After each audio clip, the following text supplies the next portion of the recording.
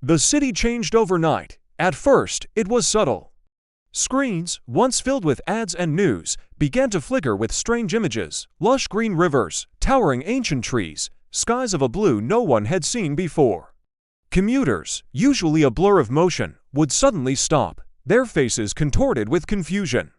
They were haunted by flashes of memory that weren't theirs. A forgotten scent of soil after rain, the feeling of sunlight on bare skin.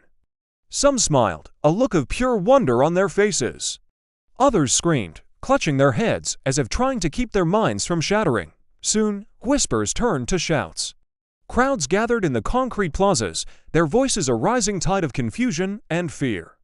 "I saw grass," one woman whispered, her eyes wide. "I touched real rain," a man declared, his hands outstretched as if still feeling the drops. But for every person who embraced these visions, another cried out that it was a lie, a digital plague, a virus infecting their thoughts. The monolithic towers still scraped the sky, but now, cracks ran through their glassy facades. Not physical fractures, but cracks in the cold, hard certainty that had defined their world. And in the highest floors, in the shadows, the watchers, the city's silent rulers, began to prepare for war. Far below, in the cavernous ruins of what was once a garden, the man who had started it all sat with his head in his hands.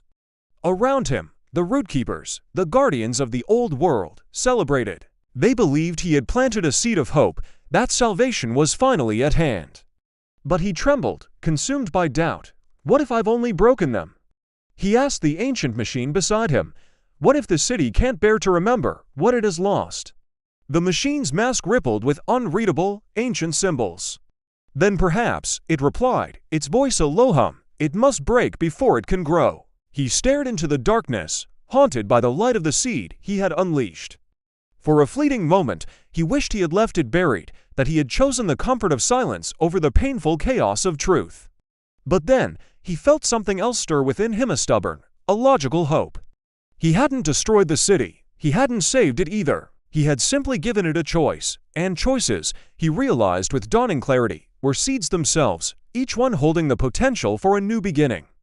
But as the sound of distant sirens began to wail, echoing through the fractured night, he understood a darker truth: choices were also wars waiting to happen. Thank you so much for joining me on this journey. If you enjoyed this story, please hit that like button and subscribe for more tales from worlds beyond our own. See you next time.